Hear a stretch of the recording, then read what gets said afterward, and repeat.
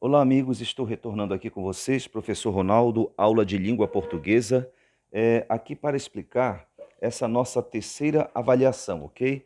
A nossa terceira avaliação também ela é muito simples, tranquila de você fazer, tá? Nós temos aqui então, por exemplo, aqui, olha, classifique o sujeito das orações, não é? Então, como sujeito composto, sujeito oculto, sujeito indeterminado, sujeito simples. Então, veja bem, daqui a pouco no nosso terceiro vídeo, eu vou entrar com uma explicação sobre redação e vou entrar com uma explicação falando sobre o tipo de sujeito e falando sobre aposto, sobre vocativo, tá?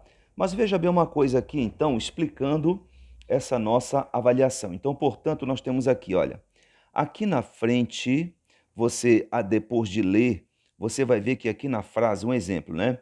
Os ônibus e os trens são os únicos meios de transportes. Trago a Vossa Excelência as previsões dos meteorologistas. Precisa-se de encomendas, né? Tá? O gramático pediu um filé ao ponto.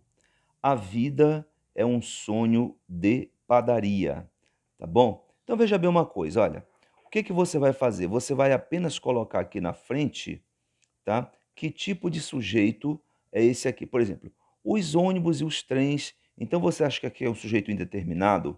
Você acha que isso aqui é um sujeito composto? Você acha que aqui é um sujeito simples? Você acha que isso aqui é um sujeito indeterminado? Então você vai escrever aqui na frente, tá, a sua resposta. Nós temos então aqui toda ela feita à caneta, ok? Nós temos então aqui a nossa segunda alternativa, a segunda, né? Falando aqui sobre informe se os termos em destaque são apostos ou vocativos, tá bom? Então veja, eu vou dar uma explicação para vocês. Claro, depois que eu fizer essa explicação, vocês vão ter condições de colocar aqui na frente sobre o que eu estou me referindo. Por exemplo, a um aposto, a um vocativo, né? Então, amai, rapazes. E Tonir Tavares, prefeito de Jacundá, faz sempre o mesmo discurso. Entra, Irene, você não precisa pedir licença. Crianças, acabou a brincadeira. E aqui, a data 5 de junho, Dia Mundial do Meio Ambiente, estimula reflexões sobre ecologia. Veja, você deve observar na sua prova que nós temos aqui, ó, por exemplo, vírgula, e nós temos aqui sinal de exclamação. Olha, as vírgulas, tá? Tudo isso aqui vai interessar para você na hora de você fazer essas suas respostas, as suas respostas. Então você vai ver aqui, ó, vírgula, você vai ver aqui exclamação, né? Vírgula, vírgula, tá bom? Então não esqueça de observar, porque eu vou falar sobre isso. Bom, aqui embaixo você vai ver também uma parte da nossa prova, aonde eu estou colocando aqui redação descritiva. Então veja que aqui vai ser a nossa última parte da nossa atividade, onde você vai responder. Então, por exemplo, olha, descreva algo ou alguém. Isso aqui é uma questão que você vai responder. Pode ser descritiva, objetiva, que utiliza elementos concretos como características físicas, ou descritiva, subjetiva, que utiliza opiniões pessoais do autor. Então, aqui, nós temos aqui embaixo, onde eu estou mostrando, alguns temas, né, que você vai escolher apenas um, para você, então, fazer uma pequena redação. Repito, olha, utilize no mínimo 15 linhas. Então, olha aqui, ó, escolha qualquer um tema desses abaixo e faça uma pequena redação descrevendo o que significa para você o item determinado que você escolheu, tá? Então, aqui, ó, eu coloquei aqui embaixo uma pequena observação. Para fazer uma boa redação descritiva, é importante não fugir do tema e ter responsabilidade ao falar de objetos, pessoas e lugares. Então, no caso, você vai falar sobre a pandemia, que é um assunto da hora, né? Então você não pode fugir deste assunto aqui.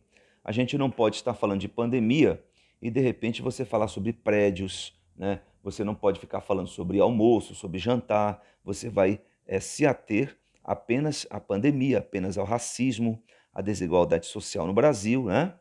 Então, a descrição precisa ser detalhada na medida certa para não cansar o leitor.